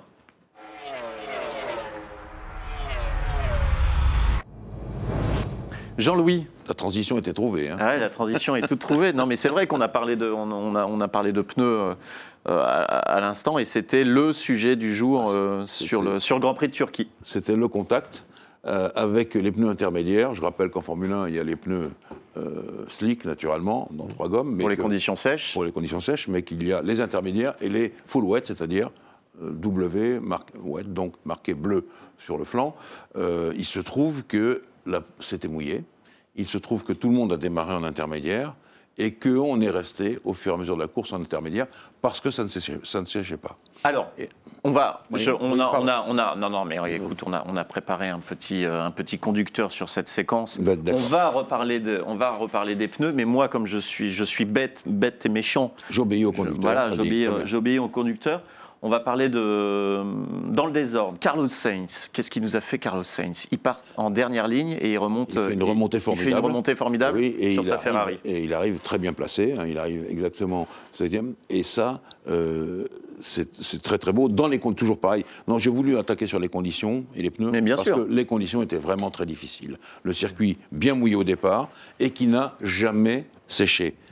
C'est là où on va revenir après les pneus. Sainz formidable, à comparer avec Daniel Ricciardo, qui était à peu près au même étage et qui était moins bon. On était si heureux pour Ricciardo qui revoyait l'horizon se déboucher, Oui. et puis qui nous fait un on week-end un peu catastrophique. catastrophique, alors que Norris s'est pas trop mal débrouillé non Ouais. plus.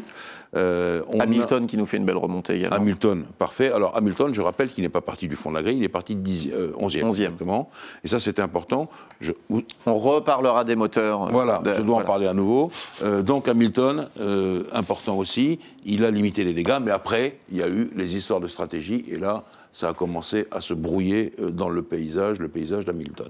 Alors, on va en parler maintenant de ces moteurs, parce que sur le dernier Racing Stream, tu nous montrais dit ça, voilà, oui, tu nous voilà. montrais ce document avec les pilotes dont il restait, à qui il restait des moteurs ou pas. Alors, Hamilton a utilisé son joker. Son joker, alors il y a encore 2 stars, je vais les appeler comme ça, qui n'ont pas encore changé de moteur, c'est Lando Norris chez McLaren et Fernando Alonso chez Alpine Renault. Bon, pour Alonso, c'est pas gravissime en soi. Norris, il joue quand même au championnat, il joue une 3e, 4e place. Il joue une 4e place, oui, bien sûr. Ouais. Donc ça, c'est assez important.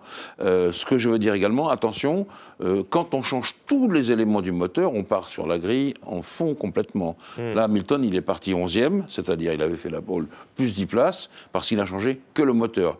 Il a toujours le même turbo, le même MGUH, le même générateur cinétique, le même batterie, le même contrôle électronique, il a changé simplement les échappements. Attention, tout ça coûte des places.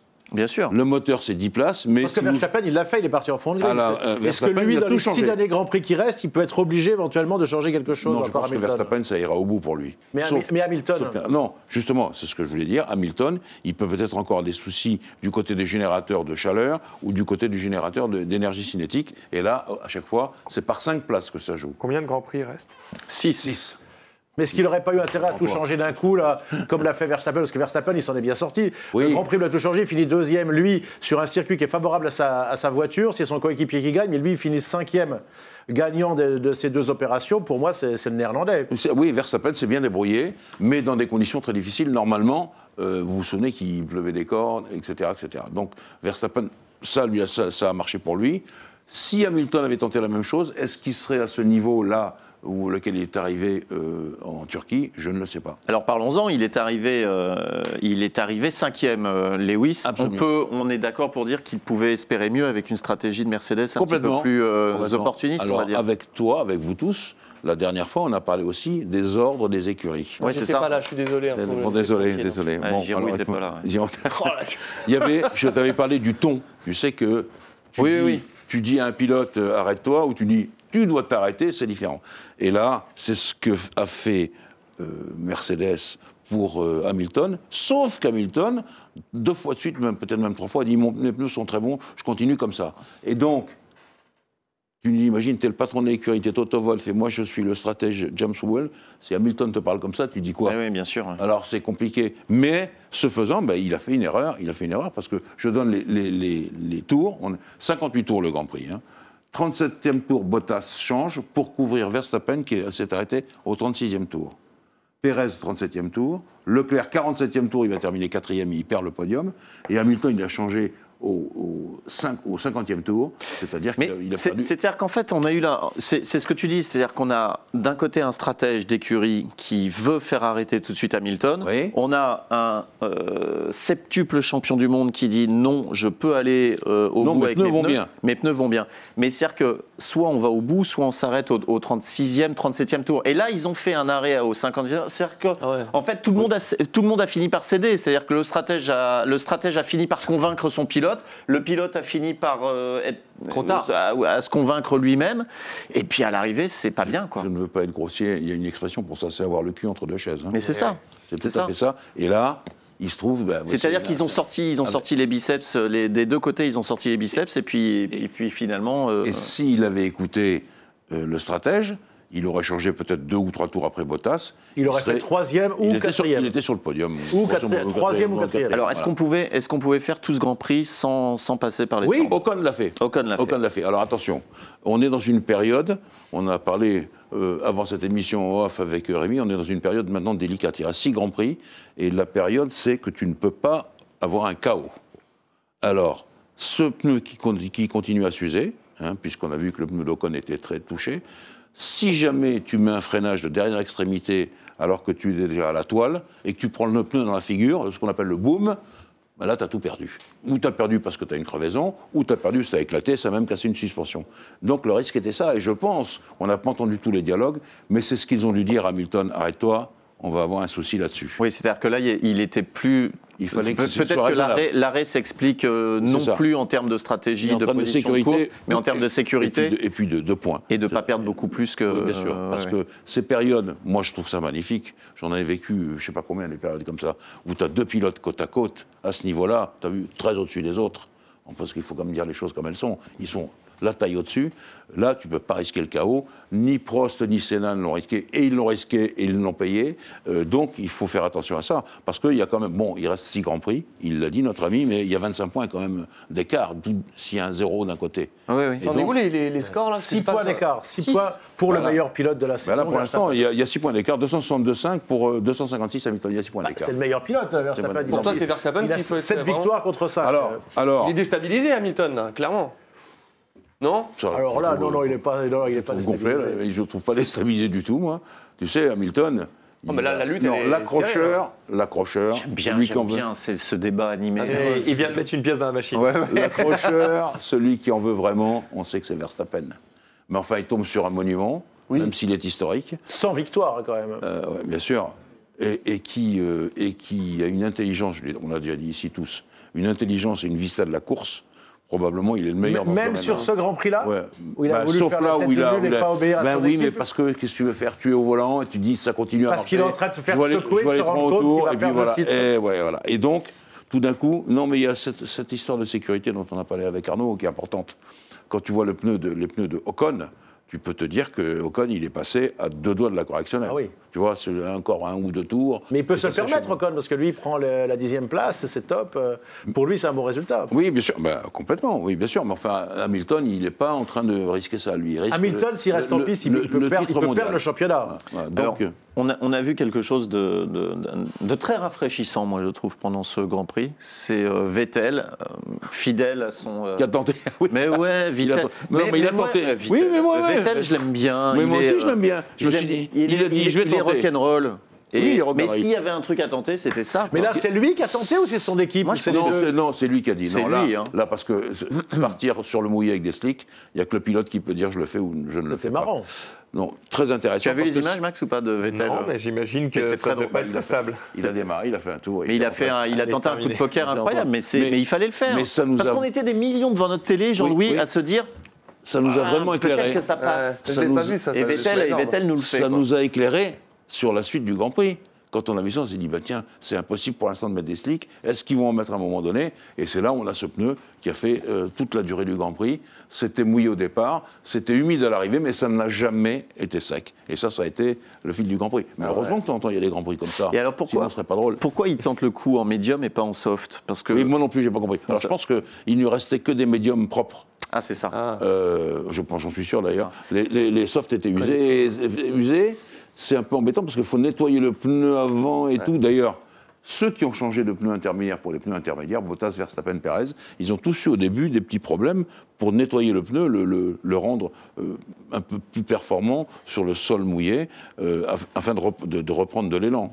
Mais c'est ce qui est arrivé et c'est ce qui a failli coûter la 5e place à Hamilton, puisque Complètement. Gasly, le temps de nettoyer ses pneus, oui, il est Gasly arrivé juste derrière, et puis revenait après- comme une balle. Et Ouais, une fois qu'Hamilton a nettoyé ses pneus, il a pu... Tout le monde a suivi ce Grand Prix, bravo. Mais ouais. Bravo. Alors, il y a, dans le chat, on nous dit, je ne sais pas si vous avez vu la communication entre Hamilton et son board à la fin de la course, c'était plutôt tendu. Oui. Je comprends le rôle du stratège d'équipe, mais je trouve ça assez spécial qu'on n'accorde pas plus de confiance à Hamilton, qui, quoi qu'on en dise, est cette fois champion du monde.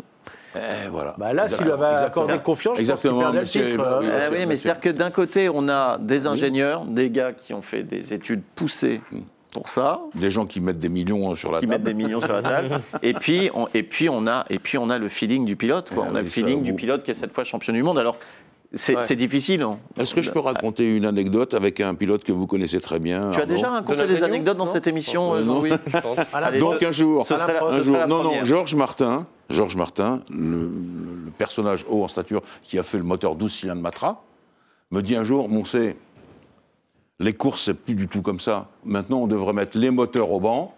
On voit celui qui donne le plus de puissance, celui qui a le plus de puissance, il a gagné la course. Donc alors je le regarde un peu interloqué. Il me dit, et malheureusement, dans la voiture, à un moment donné, on met un singe et il nous montre Jacques Lafitte. C'est pour ça que ils montrent Jacques Lafitte qui était là, qui disait oui, c'est moi le singe. C'était ça. Georges Martin. Les ingénieurs, c'est un peu ça aussi. Voilà, je referme l'histoire. Max, tu regardes les Grands Prix de Formule 1 Comme je te disais, je Oui, suis en stream, oui, tu streams. C'est un peu technique. Après, j'ai le rappel, parce que du coup, tous les mardis, on reste pas autant de temps sur le sujet, mais on rappelle qui a gagné un petit peu ce qui s'est passé ou quoi. Donc, je suis globalement, mais c'est vrai que ce qui me permet de rattraper tout ça, c'est Drive to Survive. Mais j'en étais sûr. Je suis. C'est ce qui m'a mis au sport automobile. Parce incroyable. Moi, quand j'étais gosse, mes parents regardaient tous les dimanches. Et je regardais ça en me disant, un peu à la manière du Tour de France, désolé pour ceux que ça choquera, mais c'est un peu chiant, les mecs tournent en rond, ça m'intéresse pas trop. Mais en fait, ça m'intéresse pas parce que j'y connais rien. Et quand quelqu'un commence à t'expliquer comment ça fonctionne et pourquoi c'est intéressant, là, tout de suite, ça devient passionnant. Tu remercieras tes parents de ma part, c'est moi qui ai commenté, donc c'est pour ça. Heureusement que tu n'as pas dit que tu allais faire une sieste, parce que sinon, ça tombait. J'ouvre une petite parenthèse. Armand Simon dans le chat qui nous dit « Je ne rêve pas, c'est bien Rémi Tissier, celui qui a bercé mon enfance. » Ah oui, tiens. La légende. Avec le MotoGP. Regarde, il nous fait Casimir. Voici venu. Donc voilà. Donc pour revenir à ce Grand Prix, Arnaud, c'était très disputé. Et l'histoire de l'endurance des pneus intermédiaires a quand même assez bien marché sur ce circuit, dont le revêtement a été complètement refait et qui était bien plus adhérent. Et donc c'est ça qui a peut-être aidé le fait que les pneus intermédiaires aient pu aller quasiment jusqu'au bout. Alors, quasiment. Quand il n'y en a plus, il y en a encore. Le Grand Prix se termine. Nous sommes lundi, nous sommes mardi. Et puis Christian Horner ne lâche pas le morceau, le patron Red Bull, qui dit tiens, ils étaient rapides quand même, Mercedes en ligne droite en Turquie. À chaque fois, il dit ça. Donc il dit je ne vais pas porter réclamation, mais quand même, je le dis, elles étaient rapides. Alors c'est quoi son coup de bluff Non, il y a toujours de la politique. Il y a toujours de la politique et il y a toujours un truc extrêmement important dans les grandes équipes et chez les grands champions, c'est la coordination avec les médias. Je ne dirais pas la manipulation, mais pas loin. Les deux plus forts que j'ai connus là, dans ce domaine, c'était Senna et Prost. Ça, c'était les as de la communication. Moi, j'aurais été après des hommes politiques, je les aurais pris comme communicants parce que c'est le plus fort du monde. Ils savent très bien se débrouiller, comment faire passer les infos. Et bien, Horner essaye de faire la même chose en disant Mercedes, vous êtes sûr que voilà, je ne dis rien, mais ça maintient la pression, voilà. Il reste chez Mais dites donc là, les gars, ça fait combien de temps qu'on parle de Formule 1 de ce Grand Prix-là? Là, ça fait 13 minutes précisément. Et on n'a toujours pas parlé du vainqueur.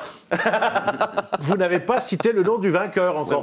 C'est vrai. C'est incroyable. Parce que ça compte pas parce que pour vous c'est un second couteau. Mais c'est parce que le Grand Prix est passé il y a quelques jours. Tout le monde connaît le vainqueur. Valtteri Bottas. Si, j'avais, mais ça donne.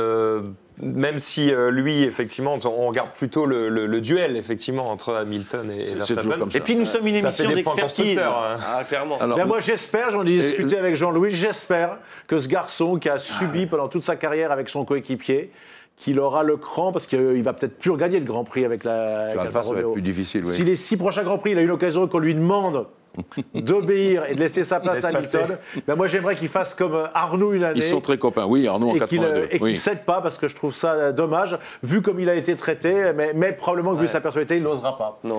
Non, puis je crois qu'ils sont assez copains, mine de rien. Parce que Hamilton voit Russell arriver. Dans ce cas-là, c'est un coéquipier parfait, un gars qui est content avec un mec qui va. Vu comment il a été traité, moi je vois pas de grand scandale dans le traitement de Bottas. Moi je pense qu'il vaut plus. Moi je pense qu'il vaut plus que ce qu'on lui a accordé. Il a quand même, mine de rien, avec cette victoire-là, 1/10 du palmarès en victoire d'Hamilton.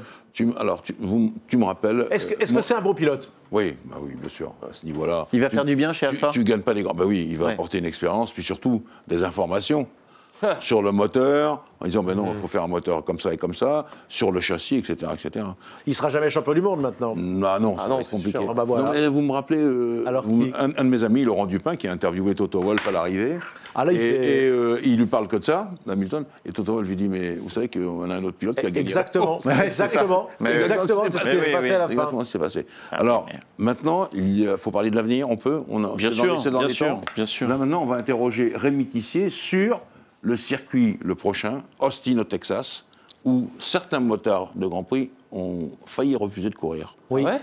Ah, mais Ouais, chez ouais, Spargaro, il absolument. voulait pratiquement, il est tombé plusieurs fois. Je crois qu'il est tombé 5 fois, ce qui arrive jamais. Je crois qu'un coup, Folger avait tombé beaucoup comme ça sur un circuit. On a vu les motos sur un C'est- circuit c'est- très bosselé. J'en ai parlé Voilà. tout à l'heure avec la moto électrique, c'était du motocross. Et là, ils ont cédé quand même les pilotes. Et c'est assez rare, les pilotes de MotoGP.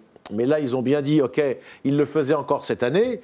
Si c'est pas resurfacé, que c'est pas refait, il n'y aura pas de Grand Prix de MotoGP d'Austin la saison prochaine. Voilà. Alors après, je pense que ça joue quand même un petit peu plus sur les motos que sur les voitures. Enfin, oui, bien sûr. C'était enfin, des images très impressionnantes. Ah bah oui, ça guidonnait beaucoup, ça bougeait beaucoup. Il y a des boss, c'était pour qu'ils aient employé le mot, des gars comme Dovizioso sont passionnés de motocross et Orfo, pour qu'ils aient dit motocross, c'est que... Et tu sais comme moi, Rémi, que tous les pilotes de moto Grand Prix et tous les pilotes de F1 regardent les Grands Prix Oui, les moto. pilotes de Formule 1 regardent donc, tous le... donc, ils vont quand même voir ce truc-là. Les écuries aussi, naturellement. Alors, est-ce qu'on va pouvoir jouer sur les suspensions des F1 comme on a pu le faire peut-être un peu sur les motos? On va voir. Mais si c'est trop compliqué, si ça casse on peut casser des pièces.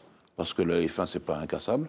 On va voir ce que ça va donner. Puis il y a des pilotes qui vont peut-être se plaindre en disant c'est pourri. Mais Alors, il y en a qui vont se plaindre, ça c'est sûr, des la pilotes. F1 a mais- déjà couru sur des circuits Après, c'est passé. très hein. endommagés. Regardez pour la Et donc- MotoGP, c'est passé quand même. Oui, oui, bien sûr. Des circuits très endommagés, et donc ça a peut-être passé. Qui perfectement. paye les travaux sur les circuits? Anne Hidalgo. Non. non, Fallait que je la place, propriétaire hein, du circuit. Mais ça n'a pas les été refait. circulations, À promoteurs. Paris, ça n'a pas été refait depuis longtemps. Tu vois, par exemple, sur le Grand Prix de France, les travaux à faire, c'est le circuit Paul Ricard qui les fait. Quand toi, tu viens en tant que promoteur du Grand Prix, comme le fait Éric Boulier, par exemple, du Grand Prix de France, lui, il n'a pas à payer les travaux. Lui, il a un cahier des charges, ça doit être comme ça et comme ça. Donc ça, c'est le propriétaire du circuit qui doit payer À les lui de travaux. se débrouiller. À lui de se débrouiller. En général. On va en 3 minutes, on va pas avoir le temps de faire tout ce dont on avait prévu de parler. Je voudrais juste peut-être un petit mot sur la livrée blanche de Red Bull. Pourquoi les Red Bull étaient en blanc Parce ce que week-end, cette Jean-Louis date-là était celle du Grand Prix du Japon et que c'était la façon de saluer Honda. Leur départ qui est complètement officiel mais qui ne l'est pas du tout puisque l'an prochain ils vont continuer et on sait que le rouge et le blanc c'est les couleurs Honda, c'est les couleurs du Japon. On reverra cette livrée ou c'était juste pour ce Ah non, pour GP? non, je ne crois pas. Non, il y a plusieurs voitures qui ont changé une fois de livrée. La plus célèbre, c'est le 11 septembre, où les Ferrari à Monza sont pointés sans sponsor, tout en rouge avec le nez noir. Et il y a un contre-exemple, ce sont les flèches d'argent Mercedes qui, en signe de lutte contre le racisme, C'est ça. sont passées noires et sont restées noires. Elles sont restées noires. C'est Oui, ouf, bien hein. sûr, bien sûr. Et juste une petite question, histoire de te niquer ton conducteur, Bien de sûr, sa mère. oui, bien sûr. Est-ce que Jean-Louis, Avec un grand plaisir que je Voilà. ne te laisserai pas poser cette Tout à question. fait. Tu peux le compter retour sur en moi, tu de finiras F1, jamais cette phrase. le Alors retour de là, la F1 à Manicourt, moi c'est vivant- possible ou pas? Moi vivant, cette question, on l'entendra pas. Ben non, parce qu'il y a déjà le Castellet.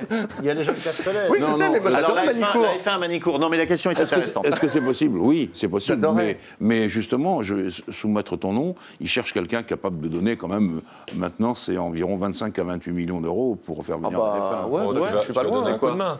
Et ils prennent PayPal ou pas?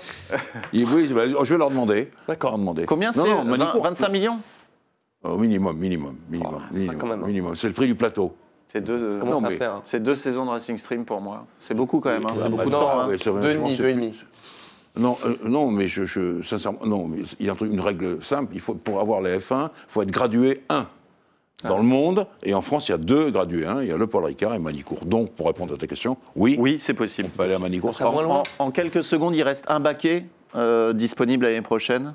Les transferts sont faits. Oh oui, c'est quasiment fait pour tout le monde. Et, il reste le baquet Alfa Romeo. le donc on baquet sait pas Alfa trop Romeo. entre le japonais, pardon, le japonais, excusez-moi, le chinois,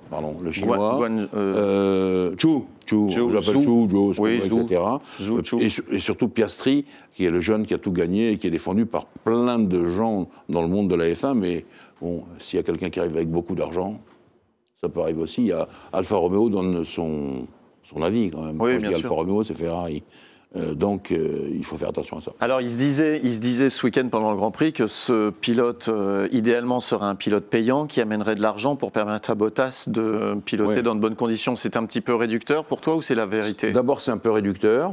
Ensuite, est-ce que l'équipe là-bas, à Inville, qui est le siège de Sauber, donc Alfa Romeo, etc., est capable de fournir un châssis complet. C'est des installations formidables, sauf que il y a assez peu de monde parce que le budget est limité. On ne peut pas avoir 1200 personnes comme chez Mercedes ou Ferrari ou McLaren ou Red Bull qui travaillent sur la F1. On a beaucoup moins. Alors, il y a un apport possible, c'est le fils de Mario Andretti, Michael Andretti, qui s'intéresse à acheter ou prendre des parts dans une écurie de Formule 1. Alors ça, c'est peut-être là que l'horizon va venir, et ça pourrait être du coup un pilote américain à côté de Bottas. Il n'était pas question que les budgets des écuries soient Si, nivelés oui, de manière mais on ne l'a pas fait d'un coup. On est rentré dans le dur là, mais c'est plus tard que ça va jouer, dans les 4-5 ans. D'accord.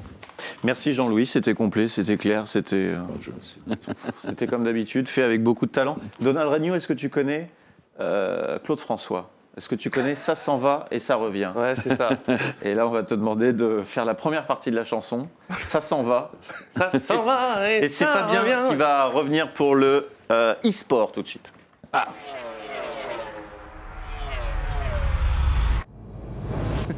J'en peux plus de ces hommes. N'importe quoi. Fabien, il y a les F1 e-sport qui vont démarrer. Bah, tu vois, tu nous en parlais tout à l'heure. Mais les oui, F1 on est super contents.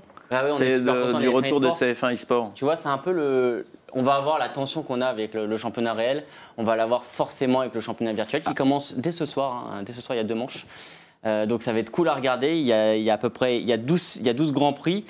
Et ce qui est assez marrant, c'est que d'habitude, comme le jeu, tout à l'heure, t'en parlais du jeu qui avait des petits problèmes, ils ont développé une version exprès pour les F1 e-sport qui a été envoyée chez chaque écurie. Et donc, en fait, ils ne peuvent pas savoir comment les autres écuries roulent. Oui, donc, en fait, ils y sont à l'aveugle. C'est la première fois que c'est comme ça. Si je puis me permettre, quand j'ai eu la chance d'être invité par Alpine pour rouler sur le Virtual GP, effectivement, ils m'ont fait télécharger une autre version du jeu.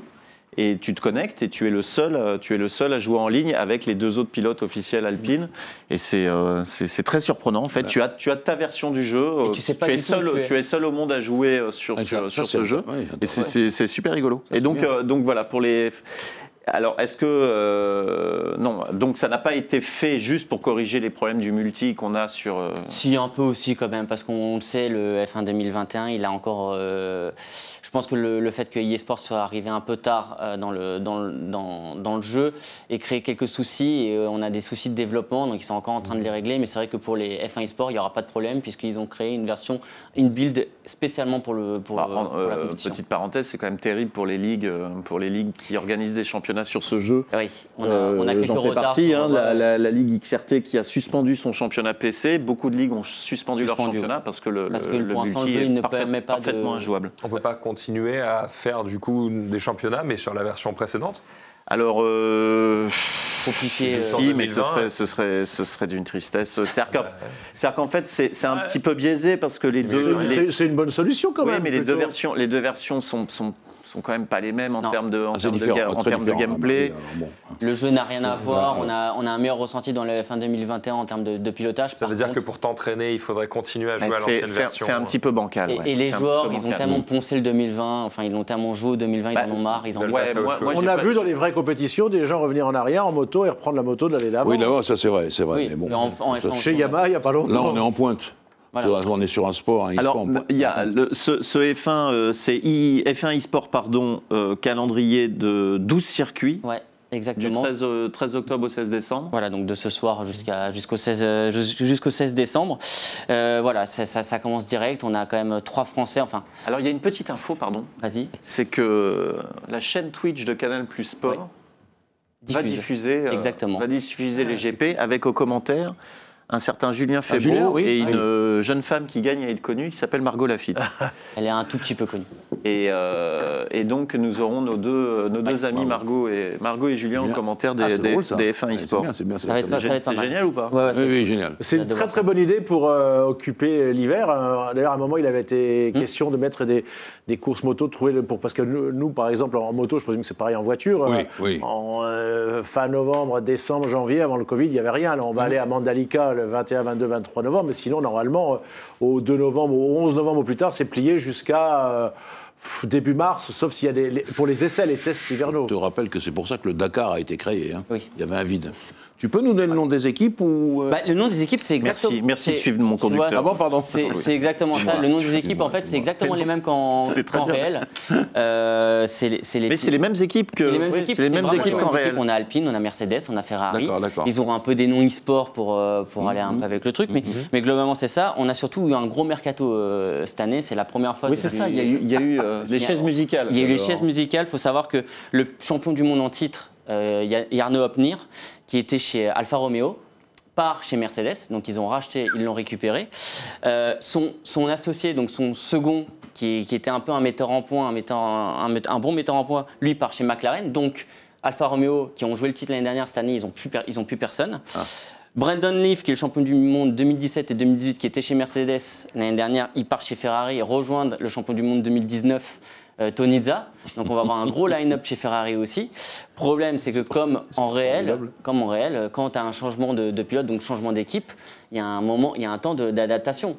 Donc ces nouveaux mercatos vont faire les bonheurs de Rasmussen, qui est le pilote Red Bull. Rasmussen et Kiefer, pour moi, qui est le line-up qui bouge pas chez Red Bull. Qui est le line-up qui bouge pas, qui vont jouer forcément le titre. Et le plus homogène et le plus. Ouais. Et en phase 2, on a Alpine avec Donozzo. Avec Nicolas Longuet et Fabrizio Donozzo. Et Donozzo, de ce que je sais, l'année dernière, il était un peu en dessous, mais cette année, mais là, il roule très fort cette année. Donc je pense que Alpine vont faire très très mal cette année. Il y a moyen qu'ils aillent chercher le titre et que Nicolas Longuet aille le chercher. Qu'est-ce que ça représente comme budget pour les écuries de s'occuper de la version e-sport? Alors pour eux, c'est quasiment rien parce que quand tu connais on vient de parler de 250 millions pour une écurie de F1. Pour eux, mettre 10 000 euros, 10-15 000 euros, c'est un billet de 20 balles. Voilà, c'est que dalle pour eux. Donc, mais pour la compétition, eux, il faut savoir que c'est des mecs qui sont à temps plein. Toi, tu as roulé avec Nicolas Longuet, tu sais quelle est la différence de niveau, ça n'a rien à voir. C'est même toi qui roules beaucoup, qui a un bon niveau. Arnaud, il a un bon niveau. Face à Nicolas Longuet, il voit pas le jour. C'est très enrichissant en fait. Enfin, en tout cas, moi, l'expérience de ce Virtual GP, j'ai pu faire des entraînements avec eux, et c'est le contact de ces gars-là qui t'apprennent des choses. Tu penses tout connaître. Moi, j'ai 1000 heures. J'ai 1000 heures sur F1 2020. Tu penses tout connaître sur le jeu? Non. Et non, en fait, non, du tout. Ce sont des vrais pilotes. C'est-à-dire que Jean-Louis, tu as une vraie notion de pilotage. Romain Grosjean nous avait dit ça d'ailleurs. Où est-ce qu'on peut les voir physiquement? Alors là, ils vont être à Londres. Je ne sais pas si cette année, j'ai pas réussi à suivre ça de ce côté-là, si c'est en physique, mais d'habitude, ils ont une arène, donc la Gfinity Arena. Normalement, ça joue à la Gfinity Arena, mais là, peut-être qu'ils la font encore. Donc ils sont tous ensemble. Normalement, ils sont tous ensemble avant la période Covid, mais je crois que cette année, ils sont repartis parce que j'ai vu le tweet tout à l'heure de Donozzo et Longuet qui disaient qu'ils prenaient le camion.